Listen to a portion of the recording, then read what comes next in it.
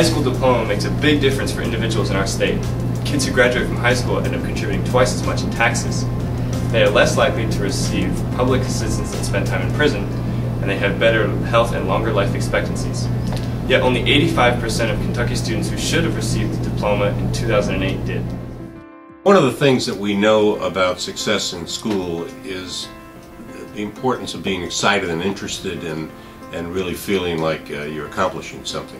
And that's why we think it's really important that for those students that it's appropriate for, that high school students across the Commonwealth have the opportunity to earn four-year degree college credits or technical or community college credits while they're working in a high school degree. That can make it a more rewarding experience for them, and it can incent them to continue their education, which is really so important. One of the solutions is to keep our students in school until the age of 18. I'm really excited about this simply because we know as educators that students learn at different paces, and sometimes the light bulb does go out at an early age, but that doesn't mean that it can't come back on again. During our current legislative session, we have introduced a bill to aggressively fight for raising the dropout age to 18. I'm enthusiastic to see so many behind this initiative.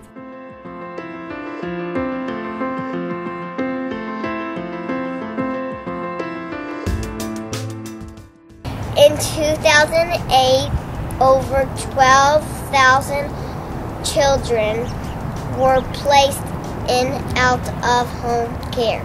That's almost about 150 school buses of children. One way we can fix this problem is to increase the duration of family preservation services for families that are still struggling even when their case is closed, so that families can heal and be positive places for children. We want to expand in-home services for children and families so we can avoid the trauma of removal for the children and the family. We think it's the best way to keep the family together, to strengthen families, to provide the services they need so that they can keep their own children and raise their own children in their home. We know through our own experience here at the Home of Innocence that family preservation services can be 97% effective in keeping children out of the child welfare system. And for every child that we have success with, we save the Commonwealth of Kentucky tens of thousands of dollars per case per year.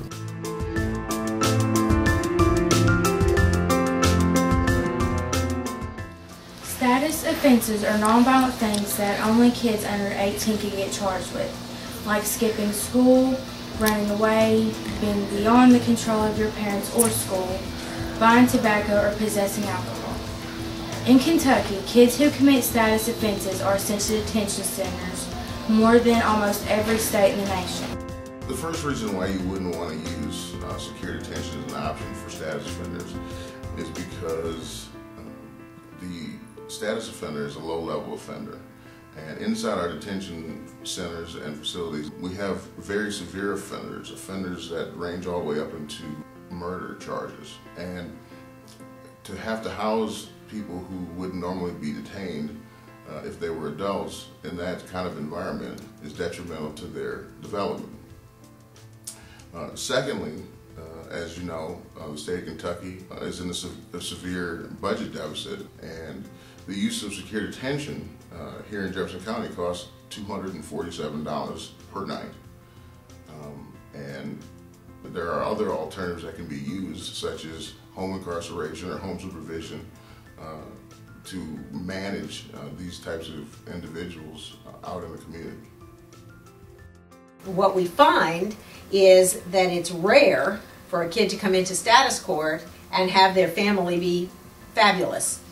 There usually are other issues, and unless we look at the whole child and the whole environment where the child is, we're not going to get good outcomes.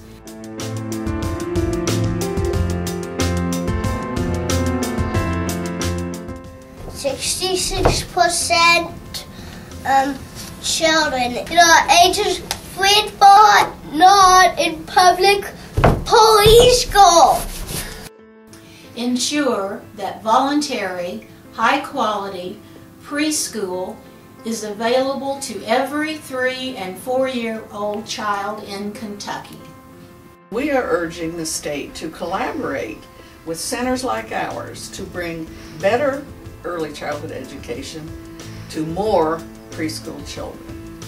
I would like to increase access to quality early childhood programs and encourage collaboration so that all children can benefit and become ready to learn.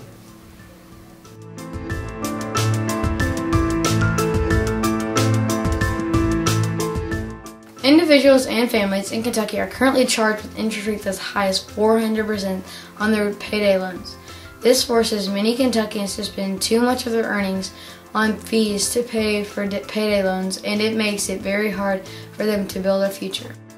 Kentucky needs to lower the cap on payday loans to 36% APR. The Department of Defense pushed for military families to have a lower cap on their payday loans because too many members were losing their security clearances due to their debt. One alternative payday lending, of course, would be for employer-based alternative. In this situation, an employee could borrow, let's say, up to $500 at their place of employment. They would have a fixed interest rate, which would be reasonable, and then they would be able to pay back where they work. From the faith-based area, we have established initiatives whereby we are working with banks in the community where they can utilize banks rather than utilizing the payday lending companies.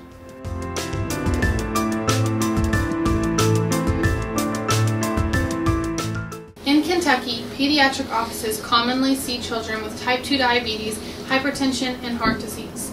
These are issues that historically only affected middle-aged adults. Kentucky is now the 4th most inactive state with 1 in 3 children overweight or obese.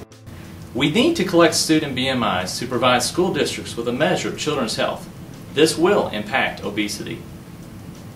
As we are starting to see more children with type 2 diabetes and heart disease, particularly those that are obese, access to care becomes an issue for our state's kids.